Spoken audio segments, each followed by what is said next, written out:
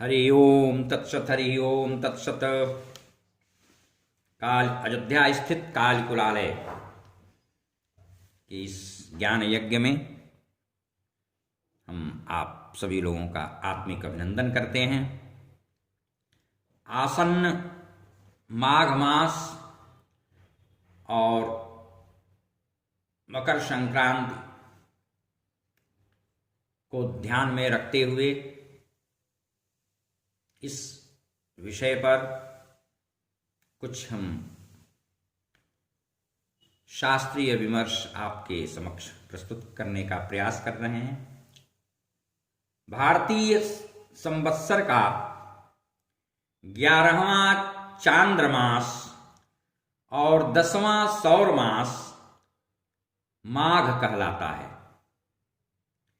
मघा नक्षत्र युक्त पूर्णिमा होने से इसका नाम माघ पड़ा। माघ मास में प्रयाग में त्रिवेणी के संगम पर स्नान का और दान का अतिशय महत्व है। पद्म पुराण के उत्तरखंड में भी माघ के महात्म्य का विशद वर्णन किया गया है। मत्स्य पुराण के अनुसार माघी पूर्णिमा को ब्रह्मवैवर्त पुराण का दान करने से ब्रह्मलोक की प्राप्ति कही गई है। महाभारत अनुशासन पर्व के अनुसार माघ मास की अमावस्या को प्रयागराज में 3,10,00,000 अन्य तीर्थों का समागम होता है। माघ में तिलदान का भी विशेष महात्म्य महाभारत के इस पर्व में कहा गया है। माघ मास में सूर्य के मकर राशि में स्थित होने पर प्रयाग में अवश्य स्नान करना चाहिए। इससे भगवान विष्णु माधव प्रसन्न होते हैं। माघ मासमिमं पुण्यं स्नाम्यहं देव माधव तीर्थस्यास्य जले नित्यं प्रसीद भगवन् हरे। अन्य तीर्थों नदियों में भी माघ में स्नान का अतिशय महत्व है। पद्म पुराण आदि ग्रंथों में भी इसके महत्व का प्रतिपादन किया गया है। नारदीय पुराण अध्याय 33 का निर्देश है कि माघ मास में प्रातर्वेला में स्नान, धात्री फल अर्थात आंवले से स्नान, सत्य रक्षा, सत्य सदाचार पालन, विष्णु सायुज्य अर्थात मोक्षदायक होता है।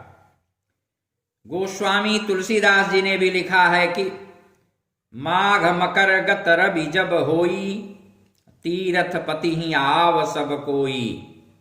देव दनुज किन्नर नर श्रेणी, सादर मज्जहि सकल त्रिवेणी।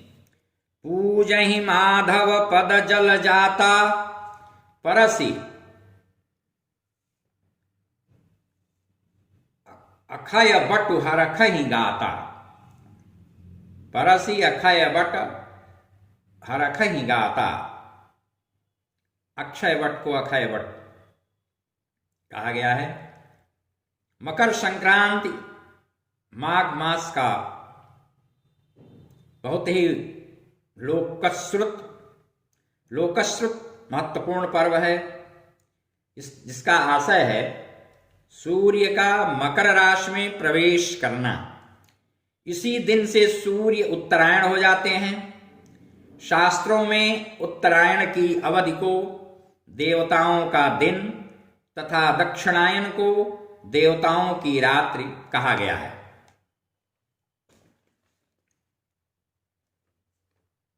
मकर संक्रांति देवताओं का प्रभात काल है। इस दिन घृत और कंबल के दान का विशेष महात्म्य है। प्रयाग और गंगा सागर में स्नान दान की विशेष महिमा है। इसे ही खिचड़ी, पंजाबी में लोहड़ी और पोंगल भी कहते हैं। इस दिन खिचड़ी तिल का भी दान दिया जाता है। मकर संक्रांति प्रायः प्रतिवर्ष 14 जनवरी को पड़ता है। सूर्य के कक्ष परिवर्तन को ही संक्रांति कहते हैं। इस दिन से दिन विशेष रूप से बढ़ने लगता है, रात्रि की अवधि न्यून हो जाती है, कम हो जाती है। माघ मास की कृष्ण पक्ष की एकादशी को षटतिला एकादशी के नाम से हम जानते हैं। इस दिन 6 प्रकार से तिलों का उपयोग व्यवहार किया जाना उत्तम होता है, जैसे स्नान में उबटन, हवन, तिल मिश्रित जल का पान, तिल का भोजन या बाल भोग और तिल का दान। इस दिन काले तिल और काली गाय के दान का भी विशेष महत्व बताया गया है। तिलस्नायी, तिलोद्वर्ती, तिलहोमी, तिलोदकी, तिलभुक, तिलदाता च खटतिला पापनाशना। माघ मास की अमावस्या को मौनी अमावस्या के नाम से जाना जाता है। आज के दिन मौन व्रत का विशेष महत्व है। आज तिल का लड्डू लाल वस्त्र में बांधकर, तिल का तेल, आंवला, वस्त्र, कंबल आदि का दान देना चाहिए। मौनी अमावस्या को यदि रविवार, व्यतिपात योग और श्रवण नक्षत्र हो तो अर्धोदय योग होता है। इस योग में सभी स्थानों का जल गंगा जल के तुल्य हो जाता है। इसलिए यह सविशेष महत्व का पर्व है।